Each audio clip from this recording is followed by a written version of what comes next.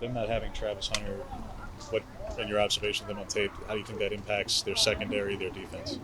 Well, obviously he's a really good player, one of the best in the country at what he does. He plays a lot of snaps. He plays very fast and physical. So losing a player like that, on the defense, is tough. But they're going to do a good job in the back end.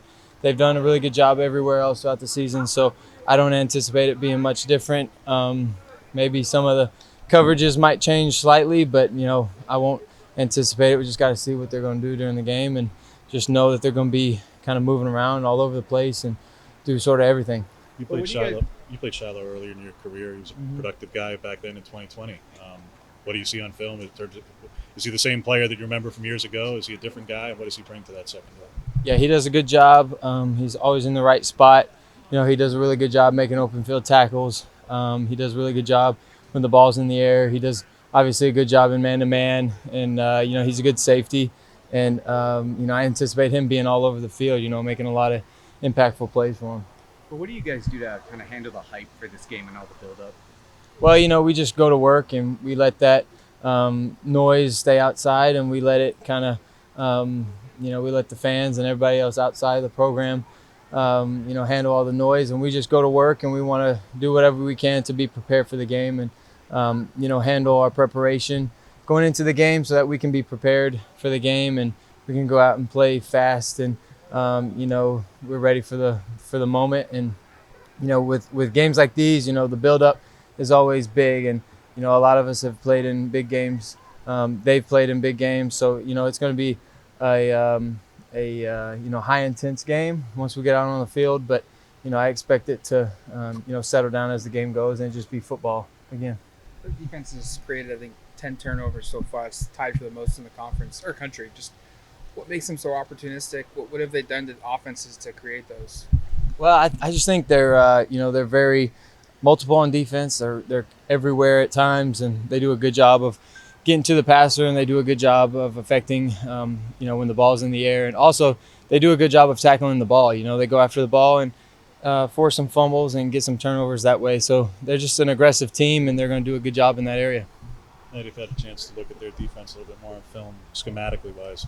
How similar is what they're running to either what you saw against Bama in your time at Auburn, or maybe Tennessee, or one of those teams that just it's very similar to what you guys do in practice every day now?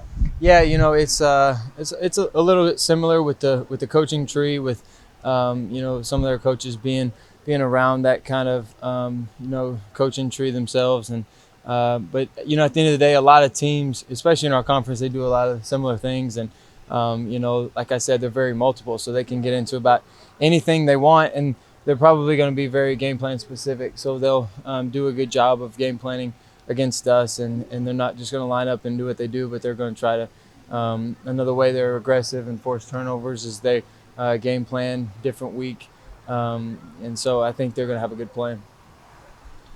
Seems like you're sliding a bit more this year. Is that just something that happened because of your injury at the end of last year, where you're more conscientious about taking on hits? How many slides have I slid?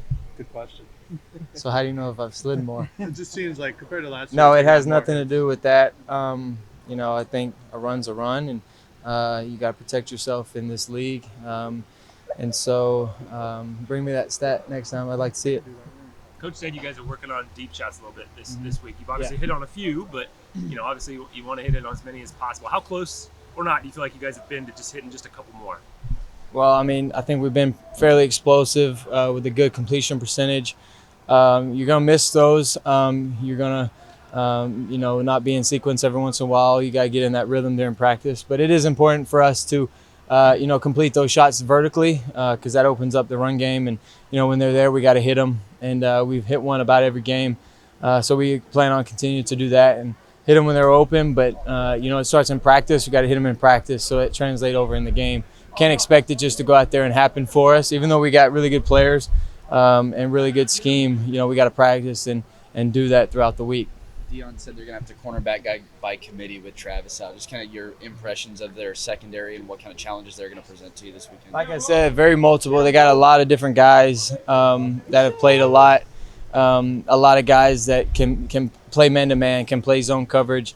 And so with their multiple schemes, they're going to do a good job of changing up the looks. They're going to press. They're going to bail. They're going to play off. So, we expect to see all the looks, and they're going to do a good job of rotating those. During fall camp, Drew Maringer talked about how Pat's just a different player from where he was this time last year because of the injury and the recovery process. Just from your perspective, his impact, his development from a year now. Yeah, he's extremely reliable right now. Very smart, instinctful football player. Oregon means a lot to him. He's been here for a long time. He's got a lot of experience himself, and obviously he grew up, with Oregon, running in his family and just right here in Eugene. So, playing with the passion that he brings, it's great for our team. It provides, a lot of leadership, a lot of spark. And he's just one of those guys that, leads by action. He just goes out there and works each and every day. He plays extremely hard, plays physical. He does a really good job and helps us on offense create explosive plays. How would you describe the 12 and 13 personnel that you guys do and how you incorporate it in this offense? How is it either different a little bit than last year? How is it unique to Oregon and to what Will and you guys are doing and what that offers you as a quarterback? Yeah, I think we are multiple offensively, and we can get into a lot of different formations, and that helps run game, pass game. You can kind of affect the defense and get certain personnel on the field when you put your own personnel in there. So we use that to kind of find some strategic ways to run our plays and to find certain ways to be creative. And so we use personnels, I think, in that way.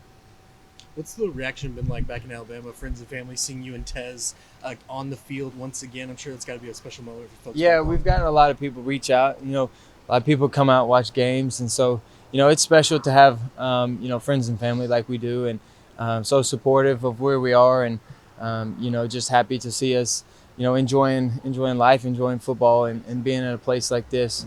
And so we, obviously it's our job to continue to do that and continue to work hard and use what we have and use it to the best of our ability.